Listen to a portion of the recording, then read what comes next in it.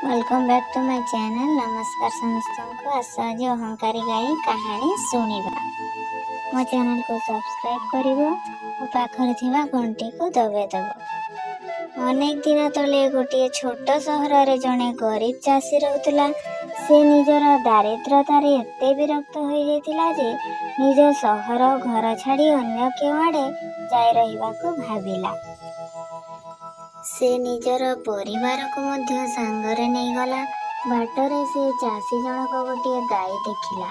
गाई मानक दल ताकू एकुटिया छाड़ी चली जाइतिले। से चाषी से गाई को निज सांगरे नहीं गला। चाषी से गाई को बहुत भल पाउथला। से गाईर बेकर गोटे घंटी बांधी देला। चाषी से गाईर क्षीर बिकिला। सेथिरे जो पैसा मिलुथला सेथिरे से घरर खर्च तुलाउथला। से भाविला जदि मु आउ किछि गाई पालिबी तेबे सेमानक क्षीर मध्ये बिकी पैसा कमाई पारिबी। से निजर स्त्री को कहले ए व्यापार भल हेबो। मु किछि टंका करज करी गरु बाजार जाई सेठारु आउ दुईटी गाई किणी आनिबी। तुमे मु न थिबा समय रे गाईर भल भाबरे देखाशुना करिवो।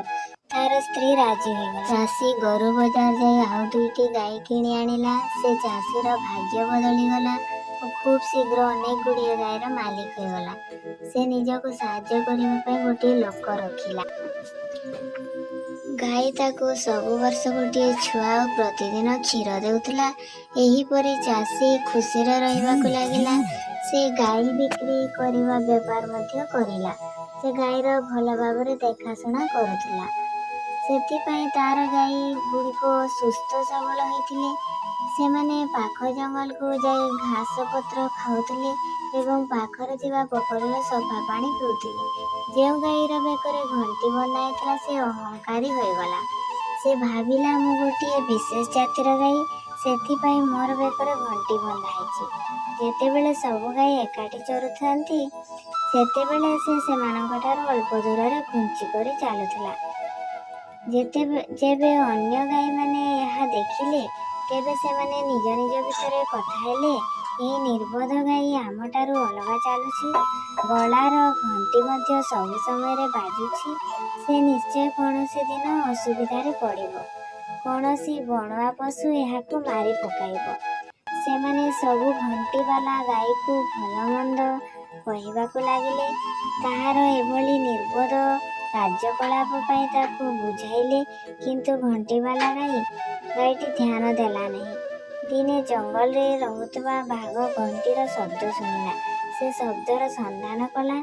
गाई माने गोटे दल होई चरी सारिबा परे पानी पीवा पई पोखरी को जाउथिले। घंटी वाला गाई एबे मध्य आराम रे घास चरुथला। किछि समय पर समस्त गाई पानी पी सारी निज घर आड़कू चली गले। घंटी वाला गाई एबे मध्य सेठारे एकुटिया चरुथला। बाघ तार घंटीर स्वर अनुध्यान करी तार फेरिबा बाटरे लुचि बसिगला।